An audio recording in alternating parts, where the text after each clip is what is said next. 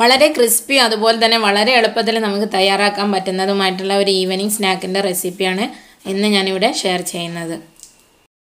അപ്പോൾ ഈ സ്നാക്ക് ഉണ്ടാക്കാനായിട്ട് ഞാനിവിടെ ഒരു പാത്രത്തിനകത്തേക്ക് 1 കപ്പ് മൈദ ഇട്ട് കൊടുക്കുകയാണ്.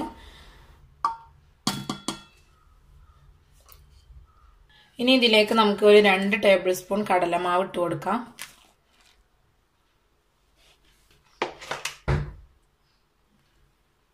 എന്നിട്ട് ഇതിലേക്ക് ഒരു 1/4 ടീസ്പൂൺ അപ്പക്കാരം അല്ലെങ്കിൽ ബേക്കിംഗ് സോഡ ഇട്ട് കൊടുക്കാം. ബേക്കിംഗ് പൗഡർ അല്ല, ബേക്കിംഗ് സോഡയാണ് കേട്ടോ.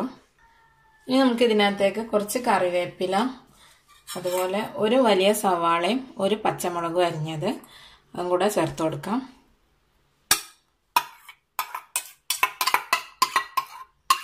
ചെറുതായി അരിഞ്ഞ സവാളയാണ്.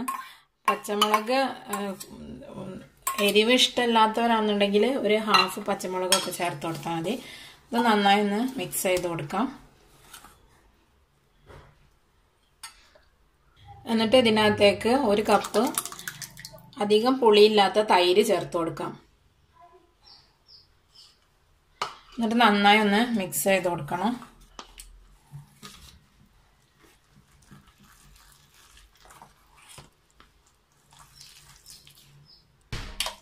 ഞാനിവിടെ നന്നായി തന്നെ മിക്സ് ആക്കി എടുത്തിട്ടുണ്ട്. ഇതുപോലെ നല്ല കുഴഞ്ഞിരിക്കണം മിക്സ് ആക്കി എടുത്തു കഴിഞ്ഞാൽ.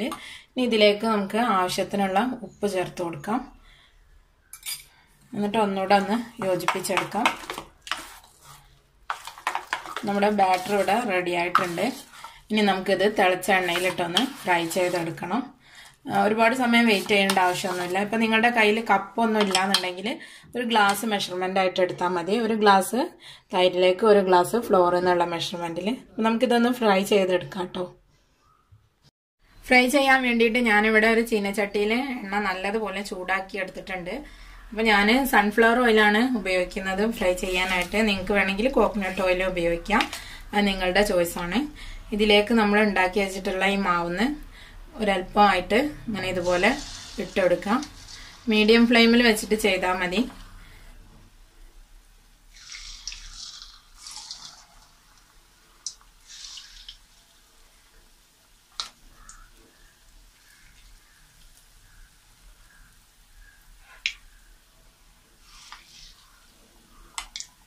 ഇത് താഴെ പോയിട്ട് നല്ലതുപോലെ ഫ്ലഫി ആയിട്ട് വീർത്ത് മുകളിലേക്ക് പൊങ്ങി വരും.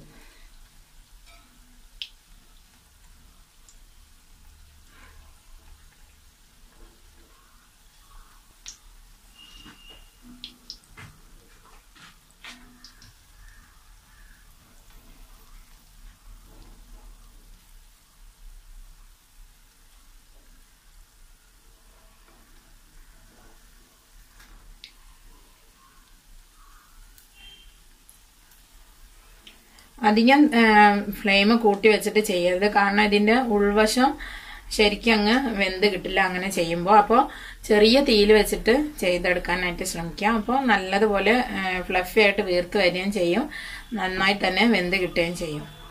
ഇത് ഒരു ഗോൾഡൻ ബ്രൗൺ ആകുന്ന സമയം വരെ നമുക്കിതൊന്ന് ഫ്രൈ ചെയ്തെടുക്കണം. ഇതിപ്പോൾ ഇതിൻ്റെ ഒരു ഭാഗം നല്ല ഗോൾഡൻ കളറായി വരുന്നുണ്ട്. നമുക്കിതൊന്ന് മറിച്ചിട്ട് കൊടുക്കാം.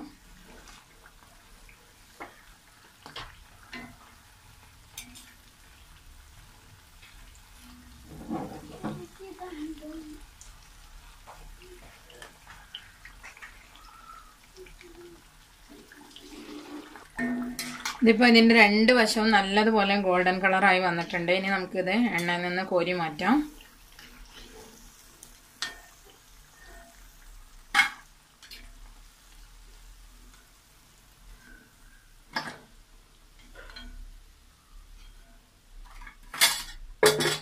ഇനി ബാക്കിയുള്ള മാവ് ഇതുപോലെ തന്നെ നമുക്ക് ഫ്രൈ ചെയ്തെടുക്കണം.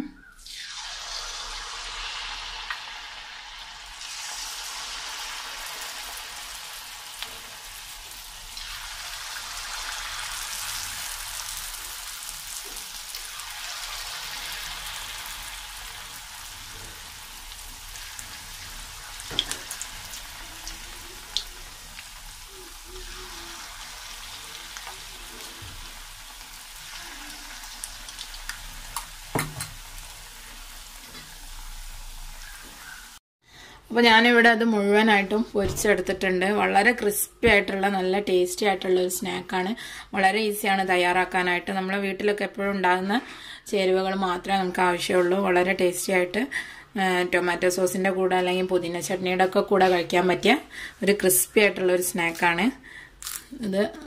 ഇങ്ങനെ പൊടിഞ്ഞു പോകുന്ന അത്രയും ക്രിസ്പി ആയിട്ടുള്ള ഒരു സ്നാക്കാണ്.